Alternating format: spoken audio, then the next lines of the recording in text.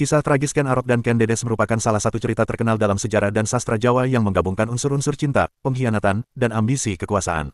Berikut ringkasannya. 1. Ken Arok adalah seorang tokoh legendaris yang hidup pada abad ke-13 di Jawa Timur. Ia berasal dari latar belakang yang kurang jelas dan penuh dengan kontroversi. Diceritakan bahwa ia adalah seorang anak yatim piatu yang kemudian menjadi penjahat sebelum akhirnya bekerja di bawah naungan Tunggul Ametung, seorang pemimpin Tumapel. 2. Ken Dedes adalah seorang wanita yang dikenal karena kecantikannya. Ia adalah istri dari Tunggul Ametung.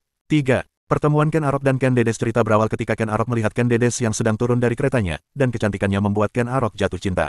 Dalam satu versi cerita, ketika Ken Arok melihat Ken Dedes, kain yang dikenakan oleh Ken Dedes tersingkap dan Ken Arok melihat cahaya yang memancar dari tubuhnya, tanda bahwa ia adalah seorang wanita utama yang kelak akan melahirkan raja besar. 4. Pembunuhan Tunggul Ametung. Karena tergila-gila dengan Ken Dedes dan ingin merebut kekuasaan, Ken Arok menyusun rencana untuk membunuh Tunggul Ametung.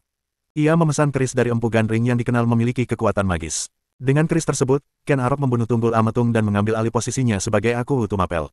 5. Pernikahan dan kehidupan Ken Arok. Setelah membunuh Tunggul Ametung, Ken Arok menikahi Ken Dedes.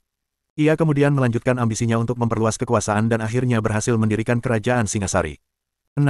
Kejatuhan Ken Arok. Namun, kisah hidup Ken Arok juga berakhir tragis. Ia akhirnya dibunuh dengan keris yang sama oleh Anusapati, anak tiri Ken Arok dari pernikahan Ken Dedes dengan Tunggul Ametung. Hal ini terjadi sebagai bentuk pembalasan atas kematian ayah kandung Anusapati. Kisah Ken Arok dan Ken Dedes penuh dengan intrik, pengkhianatan, dan perjuangan kekuasaan yang menggambarkan betapa ambisi dan cinta dapat memicu peristiwa-peristiwa tragis dalam sejarah.